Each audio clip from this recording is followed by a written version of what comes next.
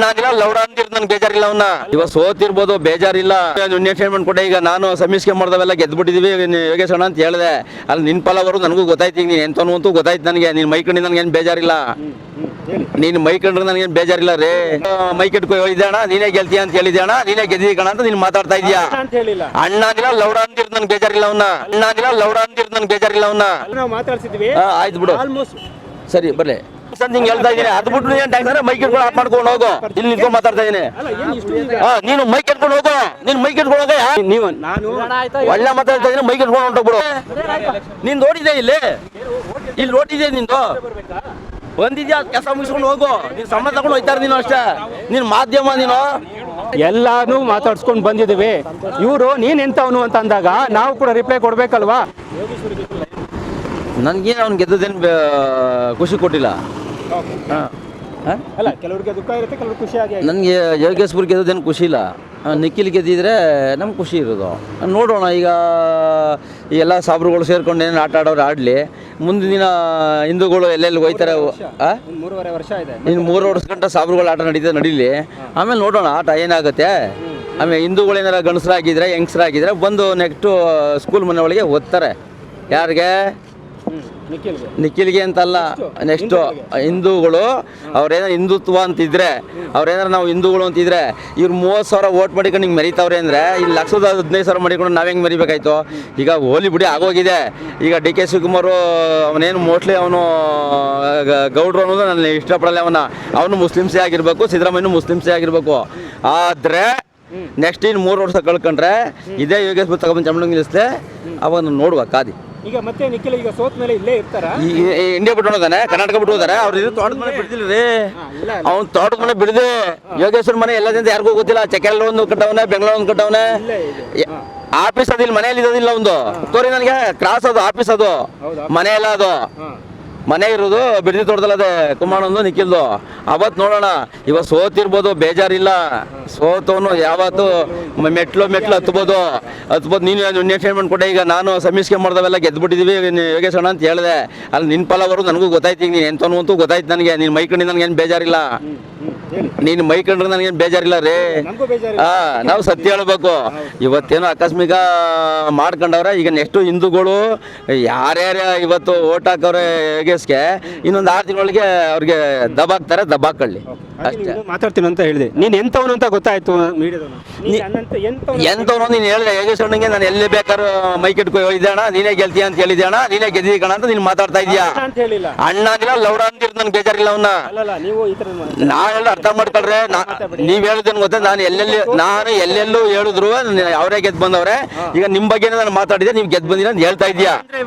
ಅವ್ರು ಹೇಳಿದ್ ಗೆದ್ದ ತಕ್ಷಣ ನೀವು ಅವ್ರ ಪಡೆಯವರು ಅಂತ ಹೇಳ್ಬಿಟ್ಟು ನಾನು ಅವ್ರ ಪಡೆ ಅಂತ ಹೇಳ್ತಾ ಇಲ್ಲ. ನೀವ್ ಹೇಳೋದು ಕೇಳ್ತಾ ಇರೋದು ನಾನು.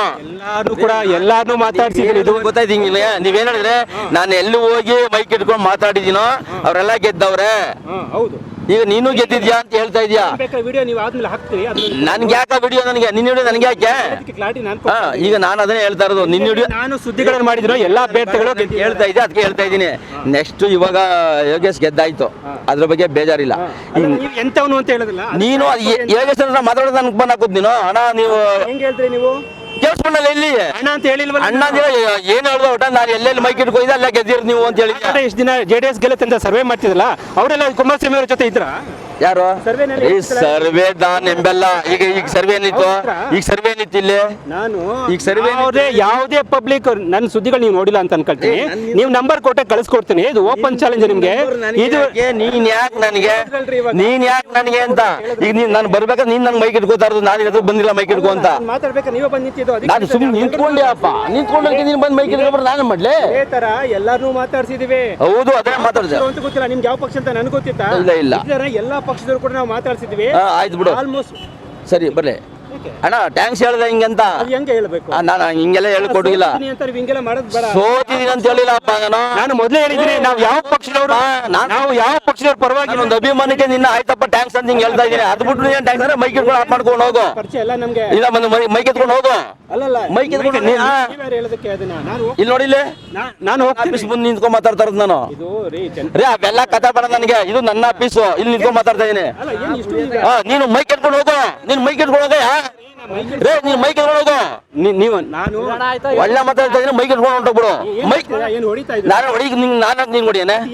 ನಾವು ಹೋಯ್ತಾ ಇದೀವಿ, ನಾನು ಮೈಕ್ ಎತ್ಕೋ ನಾವು ಹೋಯ್ತೀವಿ ರೇ. ನಾವು ಮನೆಗೆ ಹೋಗಿ ಯಾರು ಸಿಗ್ತಾರೋ ಎಲ್ಲಾನು ರೇ ನಾನು ಆಯ್ತಾನೆ ಇದನ್ನೇ ನಾನು ಫೋಟೋ ಮುಗೀತು, ನೀವು ಮೈಕ್ ಇಟ್ಕೊಂಡು ಹೋಗು. ನಿಮಿಷ ರೀ, ಈ ಮನುಷ್ಯ ಮಾತಾಡ್ಬೇಕಾದ್ರೆ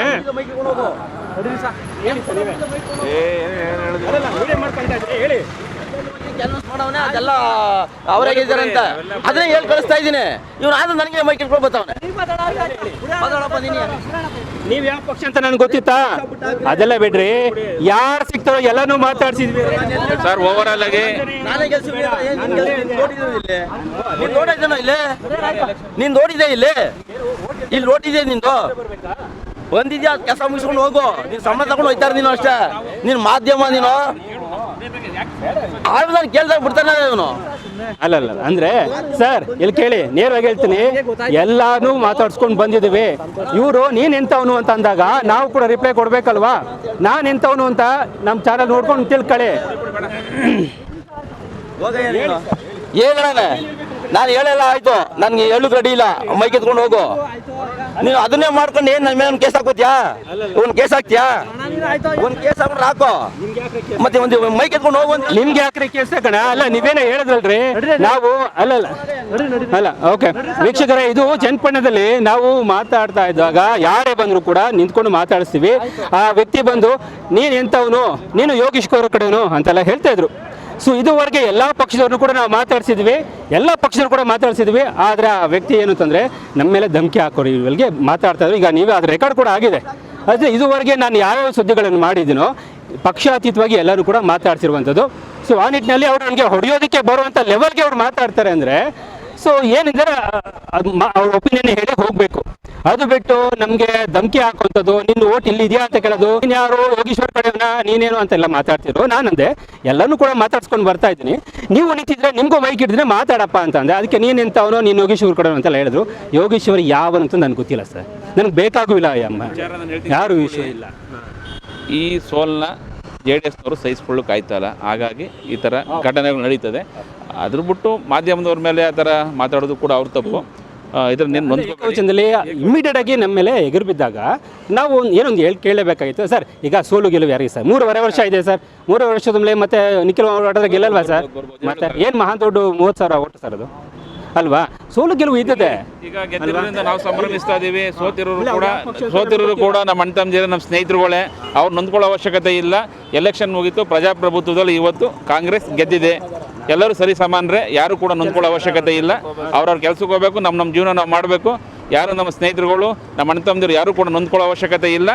ತಾಲೂಕಿನ ಸ್ವಾಭಿಮಾನ ಉಳಿದದೆ, ನಾವು ಅದನ್ನು ಸಂಭ್ರಮಿಸ್ತೀವಿ. ನೀವು ಕೂಡ ಸಂತೈಸಿ. ಇದು ನಿಜವಲ್ಲ ಅವ್ರು ಹೇಳ್ತಿರೋಂಥದ್ದು. ಇವತ್ತು ಸೋಲು ಗೆಲುವು ಅನ್ನೋದು ಆಟದಲ್ಲಿ ಇದ್ದಿದ್ದೆ. ಇವತ್ತು ಸೋಲ್ತೀವಿ, ನಾಳೆ ಗೆಲ್ತೀವಿ ಬಿಡಿ ಸರ್.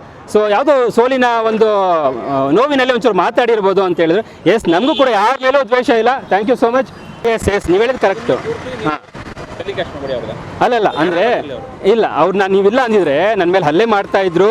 ನಾನು ಅದನ್ನ ಹೇಳಿದೆ, ಅದಕ್ಕೋಸ್ಕರ ಕ್ಯಾಮ್ರಾ ಆಫ್ ಮಾಡಬೇಡಿ ಸರ್, ಎಲ್ಲ ನೇರವಾಗಿರಿ ಅಂತ ನಾನು ಹೇಳಿದ್ದು. ಇದುವರೆಗೇನೆ ಸರ್. ಹಾಗೆ ನಾನು ಮಾತಾಡ್ತಾ ಯಾರೊಬ್ಬರು ಸ್ವಲ್ಪ ನಮಗೆ ಧಮಕಿ ಹಾಕೋ ರೀತಿಯಲ್ಲಿ ಮಾತಾಡಿದ್ರು ಸರ್. ನಾವು ಪಕ್ಷಾತೀತವಾಗಿ ಎಲ್ಲ ಕಡೆನ ಸುದ್ದಿ ಮಾಡಿದಾಗ ಪಾಪ ಅವ್ರು ನಿಖಿಲ್ ಕುಮಾರಸ್ವಾಮಿ ಕಡೆಯವರು ಅಂತ ಅನ್ಸುತ್ತೆ. ಬಟ್ ಹತಾಶೆಯಿಂದ ನಮ್ಮ ಹತ್ರ ಮಾತಾಡಿದ್ರು, ಮೀಡಿಯಾ ಮುಂದೆ ಮಾತಾಡಿದ್ರು. ಸೊ ಈ ಥರ ಧಮಕಿ ಹಾಕುವಂಥವ್ರಿಗೆ ಸರ್, ಅದು ಯಾವುದೇ ಮಾಧ್ಯಮ ಅಲ್ಲಲ್ಲ, ಯಾವುದೇ ಮಾಧ್ಯಮದವರಾಗಲಿ ಅವರ ಮೇಲೆ ಧಮಕಿ ಹಾಕೋದೇ ಆಗಲಿ, ಅವರ ಮೇಲೆ ಒಂದು ದೊಡ್ಡ ಒಂದು ಅವಶ್ಯಕ ಶಬ್ದಗಳಿಂದ ಬೈಯೋದೇ ಆಗಲಿ, ವಿಚಾರ ಮಾಡೋದು ಭಾಳ ತಪ್ಪು.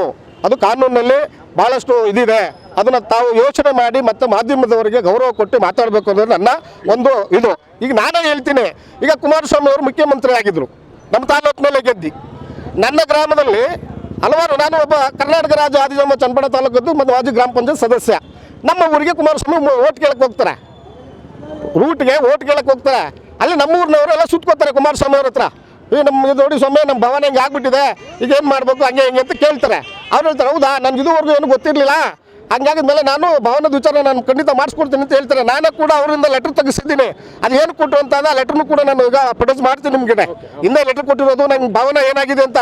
ನಾನು ತಾಲೂಕು ಅಧ್ಯಕ್ಷ, ಕರ್ನಾಟಕ ರಾಜ್ಯ ಆದಿಜಾಂಬ ಚನ್ನಪಟ್ಟಣ ತಾಲೂಕು ಅಧ್ಯಕ್ಷ ಆದಮೇಲೆ ಮಲ್ಲಮ್ಮಗೆರೆಗೆ 10 ಲಕ್ಷ ರೂಪಾಯಿ, ಮತ್ತು ದೊಡ್ಡನಹಳ್ಳಿಗೆ ಇದು ಅನೂರಿಗೆ 10 ಲಕ್ಷ ರೂಪಾಯಿ, ಸಿಂಗಲಾಜಿಪುರ ಅನೂರು ಅಂತ ಇದೆ, ಬಾಚಹಳ್ಳಿ ದೊಡ್ಡಿ ಅಂತ ಇದು ಕೋಡಂಬಳ್ಳಿ ಹತ್ರ ಬಾಚಹಳ್ಳಿ ಅಂತ ಅಲ್ಲಿಗೆ 10 ಲಕ್ಷ ರೂಪಾಯಿ, ಮಳೂರ್ಪಣ್ಣಿಗೆ 20 ಲಕ್ಷ ರೂಪಾಯಿ, ಮತ್ತು ಹನುಮಪುರ ದೊಡ್ಡಿಗೆ 10 ಲಕ್ಷ ರೂಪಾಯಿ, ಇಷ್ಟು ಮತ್ತು ಚನ್ನಪಟ್ಟಣ ಟೌನ್ಗೆ 1 ಕೋಟಿ ರೂಪಾಯಿ. ಇದೇ ಯೋಗೇಶ್ವರ CP ಯೋಗೇಶ್ವರ ಅವರು MLA ಆಗಿದ್ದರು.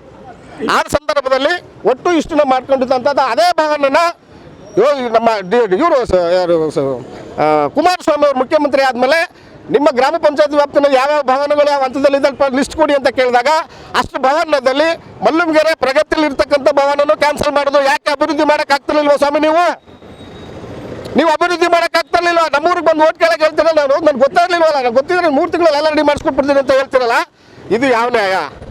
ಬಾಚಹಳ್ಳಿ ದೊಡ್ಡಿನ ವಾಪಸ್ ತಗೊಂಡು ದುಡ್ಡು ತಗೊಂಡು ಹೋಗ್ತಾರಲ್ಲ, ಅದಕ್ಕೆ ನೀವು ಸೈಟ್ ಕೊಡ್ಸೋಕ್ಕಾಗ್ತಿಲ್ಲ, ಅಭಿವೃದ್ಧಿ ಮಾಡೋಕ್ಕಾಗ್ತಿರ್ಲಿಲ್ವಾ ಭವನದ? ಅನೂರ್ದು ಸಿಂಗಾಜಿಪುರ ಅನೂರ್ದು ಅದಕ್ಕೆ ನಿವೇಶನ ಇಲ್ಲ ಅಂತ ತಹಶೀಲ್ಗಾರ ಹೇಳಿ ಕೊಡಿಸಿ ಸ್ವಾಮಿ ಮೊದಲು ಅದು ಭವನ ಕಟ್ಸಕ್ಕೆ ಮಾಡಿ ಅಂದರೆ ಅದು ಕೊಡೋಕ್ಕಾಗ್ತಿರ್ಲಿಲ್ಲ. ಚನ್ನಪಟ್ಟಣ ಟೌನ್ಗೆ 1 ಕೋಟಿ ಇತ್ತಲ್ಲ ಸ್ವಾಮಿ ಜಗಜೀವನ್ ರಾಮ್ ಭವನದು, ಅದನ್ನ ಯಾಕೆ ವಾಪಸ್ ತಗೊಂಡ್ರಿ ಸ್ವಾಮಿ? ಇವೆಲ್ಲ ನೀವು ಅಭಿವೃದ್ಧಿ ಮಾಡ್ಬೇಕಂತ ತಾನೇ ಬಂದಿದ್ದಿತ್ತು. ನೀವು ಇದ್ದಿದ್ದ ದುಡ್ಡನ್ನ ವಾಪಸ್ ತಗೊಂಡ್ಮೇಲೆ ನಿಮ್ನ ಯಾರು ಉಳಿಸ್ಕೋತಾರೆ ಸ್ವಾಮಿ ಕುಮಾರಸ್ವಾಮಿ ಅವರೇ? ಈ ಮಾತನ್ನ ನಾನು ಗಂಟಾಕ್ರೋಶವಾಗಿ ನಾನು ಹೇಳ್ತೀನಿ. ಇವತ್ತು ಕ್ಯಾನ್ಸಲ್ ಮಾಡಿರೋರು ನೀವೇ, ಈಗ ನಾವು ಮಾಡ್ಕೊಡ್ತೀವಿ ಅನ್ನೋರು ನೀವೇ. ಇದಕ್ಕೆ ನಮಗೆ ಯಾಕೆಂದ್ರೆ ನಾವು ಗೆದ್ದಿರ್ಬೋದು, ಸೋತಿರ್ಬೋದು, ಸೋತು ಗೆಲುವು ಎದ್ದೇ ಇರ್ತದೆ. ಯಾರು ಗೆದ್ರು ಒಂದು ಈಗ ಅವರೇ ಗೆದ್ಬಿಟ್ಟಿದ್ದಾರೆ, ನಾವು ಸಪ್ಪಗೆ ಮಾಡ್ಕೊಳ್ಬೇಕಾಗಿದ್ದು ಮಕ್ಕ ಅದು ನಾವೇನು ಅದಲ್ಲ. ಇದು ಯಾರೇ ಗೆಲ್ಲಿ ಈ ತಾಲೂಕಿನ ಒಂದು ಸಾಧನೆ ಅನ್ನೋ ಮಾತ್ರ ನಾನು ಹೇಳ್ತೀನಿ. ಸೊ ಹಾಗೆ ಫೈನಲ್ ಆಗಿ ನಾನು ಇವತ್ತಿನ ರೈಟ್ ನ್ಯೂಸ್ ಸುದ್ದಿಗಳನ್ನ ಇವಾಗ ಮುಗಿಸ್ತಾ ಇದ್ವಿ. ಫೈನಲ್ ಆಗಿ ನಾನು ಹೇಳೋದಷ್ಟೇ, ಸೋತ್ರು ಅನ್ನೋ ಹತಾಶೆ ಇರುತ್ತೆ, ಗೆದ್ರು ಅನ್ನೋ ಸಂಭ್ರಮ ಇದ್ದೇ ಇರುತ್ತೆ. ಇವತ್ತು ಸೋತವನು ನಾಳೆ ಗೆದ್ದೇ ಗೆಲ್ತಾನೆ, ನಾಳೆ ಗೆದ್ದವನು ನಾಡಿದ್ದು ಸೋಲ್ಬೋದು, ಎರಡೂ ಕೂಡ ನಡೀತಾನೆ ಇರುತ್ತೆ. ಹಾಗಂತ ಯಾರು ಬೆಟ್ಟಿಂಗ್ ಕಟ್ಕೊಂಡಿರ್ತಾರೋ, ಯಾರಿಗೂ ಹಣ ಹೋಗಿರುತ್ತೋ, ಆ ಹತಾಶೆಯಲ್ಲಿ ನಮ್ಮ ಮೇಲೆ ಧಮಕಿ ಹಾಕೋ ರೀತಿಯಲ್ಲಿ, ಹಲ್ಲೆ ಮಾಡೋ ರೀತಿಯಲ್ಲಿ ಮಾತಾಡಿದ್ದು ಕೂಡ ಪರವಾಗಿಲ್ಲ, ತೊಂದರೆ ಇಲ್ಲ. ಏಕೆಂದರೆ ಈ ಸಮಾಜಕ್ಕೆ ಬಂದಮೇಲೆ ಇವೆಲ್ಲನೂ ಕೂಡ ನಾವು ಅನುಭವಿಸಿದ್ವಿ. ಪಕ್ಷಾತೀತವಾಗಿ ಕೆಲಸ ಮಾಡಿದಾಗ ಇವತ್ತೇನೋ ಒಂದು ಕಾಂಗ್ರೆಸ್ ಅವ್ರ ಪಕ್ಷ ಸುದ್ದಿ ಮಾಡಿಬಿಟ್ರೆ DK ಅವರ ಪರವಾನ ಅಂತ ಹೇಳ್ತೀರಿ, ಅದೇ JDS ಅವ್ರದ್ದು ಏನಾದರೂ ಮಾತಾಡಿಸ್ಬಿಟ್ರೆ ಅವಾಗ ಕುಮಾರಸ್ವಾಮಿ ಪರ ಅಂತ ನೀವು ಹೇಳ್ತೀರಾ? ಈ ಥರದ್ದು 3 ಪಕ್ಷದವರಲ್ಲ, ಯಾವುದೇ ಪಕ್ಷದವರಾಗಿದ್ವು, ಪಬ್ಲಿಕ್ಗೋಸ್ಕರ ಇದುವರೆಗೆ ಕೆಲಸ ಮಾಡಿದ್ದೀವಿ ಇಷ್ಟೇ. ಬಟ್ ಇವತ್ತು ಸೋತಿದ್ರೆ ನಾಳೆ ಗೆದ್ದೇ ಗೆಲ್ತಾರೆ. ಇನ್ನು ನಿಖಿಲ್ ಕುಮಾರಸ್ವಾಮಿಗೆ ಕ್ಷೇತ್ರ ಮತ್ತು ಚನ್ನಪಟ್ಟಣದಲ್ಲೇ ಇರ್ತೀನಿ ಅನ್ನೋದೇ ಆದರೆ, ಇಲ್ಲೇ ಗೆಲ್ಲಬೇಕು ಅನ್ನೋದಾದರೆ ಇಲ್ಲೇ ಓಡಾಡಿದ್ರೆ ಉತ್ತಮ ನಾವು ಅಂತ ಅನಿಸುತ್ತೆ. ಗೆದ್ದವರು ತುಂಬ ಸಂಭ್ರಮ, ಅದು ಆ ಒಂದು ವಿಷಯದಲ್ಲಿ ಸೋತಿರೋನ ಹೀಯಾಳಿಸೋದು ಬೇಡ. ಇದು ರೈಟ್ ನ್ಯೂಸ್.